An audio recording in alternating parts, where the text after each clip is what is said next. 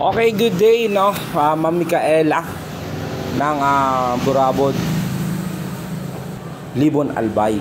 Yan. So ito na po yung order nyo. Si Shaming, ladies bike, kulay cream. Okay, ito po ay size 26 by 1.75 yung kanyang gulong. Ay, may kasama na po yung carrier, mudguard, reflectorize. Then ito po ay single speed, drum brake sa likod. Then 1 by yung kanyang crank na seal bearing bottom bracket. Okay, ito po ay may kasama na pong lagayan ng tubigan, brake sa harap, and basket. Ito po yung brake sa likod. Ito naman yung brake sa harap. Bali may kasama na rin po siyang bell. Okay, so yan na po yung order nyo. So mamaya po mag-update po ako sa inyo, Ma'am Micaela, pag yan ay nakabalot na. Kinagandaan pa pala po nito sa cabling nya, ladies bike siya, pero ito naka-internal na po. So wala ka na pong cable na nakikita sa labas. So yan po, manggagaling yan dito. Tatagos yan dyan. Okay, so dito naman sa fork, yan, normal lang po yan dito. Okay, so yan na po yung Shaming natin, ladies bike. So mamaya pa mag-update ako sa inyo pag yun ay nakabalot na. Maraming salamat po sa tiwala sa GMC Bikes Bicol. Okay, amazing day, Ma'am Micaela. So ayan po yung order nyo. Kung mapapansin nyo po, no, nakabalot na po yan. So mild pa lang po yan. So dadagdagan ko pa po yan mamaya. Hindi ko pa siya kasi binalot. Ang balot ko po niyan once na natanggal ko na po yung mga parts. So ano po yung mga tatanggalin ko? Ayan po, ang tatanggalin ko po yung kanyang handlebar. So ito po yung luluwagan ko para mahugot. Then seat post, ayan po, quick release naman po yan. So madali lang naman yan tanggalin, saka ibalik. Ito yung lock nya. Sa pedal, ayan po yung pedal nya, may left and right po yan. Sa may R, saka L. So ang R po dito sa right. So ang pagpasok po nyan is papunta po dito sa harapan. Pag dito naman sa L, lahat po ng pahigpit po nyan is papunta rin po sa harapan. So yung ikot.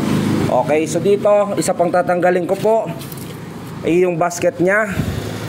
Basket, handle post, tapos brake, then itong mudguard nya. So ganyan po yung pagkakabit nyan.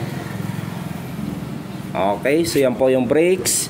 Tapos dito naman po sa mga guide nya, ito pong mudguard na guide. Ayan po yung setup po nyan.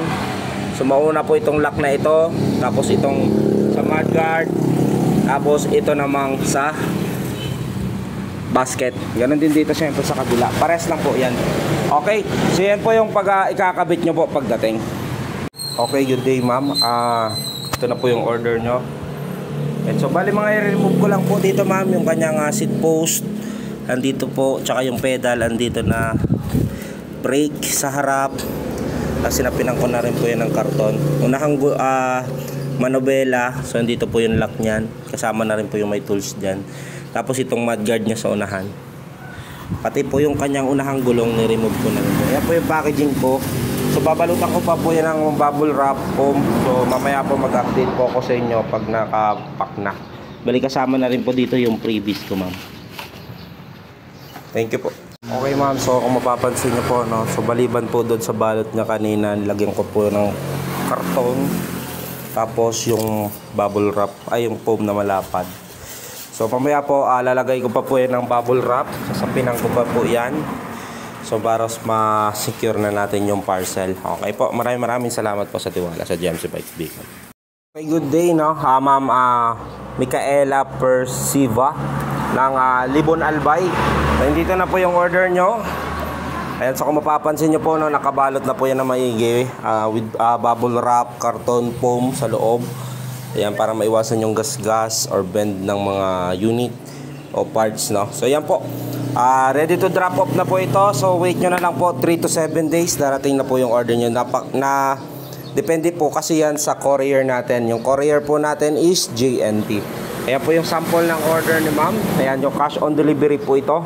And sa mga gusto mag-order, ship nationwide kahit saan sulok ng Pilipinas, Luzon, Visayas, Mindanao, via TikTok shop, GMC Bike Shop Bicol. Search nyo lang po yung shop ko, GMC Bike Shop Bicol. Ayan, sa gusto rin pumunta, pwede nyo kaming i-Google Map, JMC Bikes Bicol naman. Okay, so located lang po kami, dito lang po sa San Francisco, Ocampo, Camarines Sur. Tapat lang po kami ng Shell Gasoline Station. Madali lang po kami makita along Fuentebella Highway lang po kami. Okay, maraming salamat po, Ma'am Micaela. Ayan, so yung actually yung nanay niya yung nakausap ko sa ibang bansa, in order lang po sa TikTok kasi need lang po ng bike. Okay, so maraming salamat po sa pag-avail sa atin dito sa JMC Bikes Shop Bicol, itong ladies bike shaming natin. Okay, good day. So natapos na natin, no? So may pero na pinayos natin dalawang bisikleta. Ayan, galing pa sila ng Iriga. Okay, so ang inayos natin dito, so alog mo yung pinaka-bearing nya, then shifter, inayos na rin natin yung pagkambyo. Ayan, nagpalit po ng seal bearing si sir. Kinabit na lang natin to kasi wala na tayong spacer. So yan na lang yung magiging spacer na nagpalit siya ng seal bearing.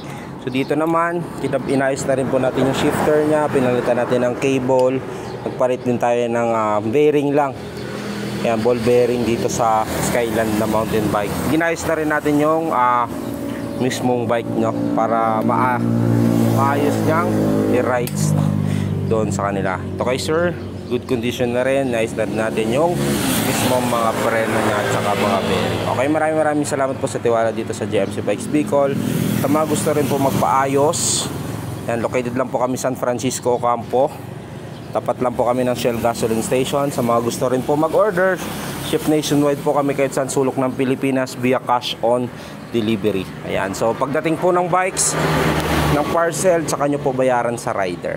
Okay, maraming salamat po sa tiwala sa JMC Bikes Bicol.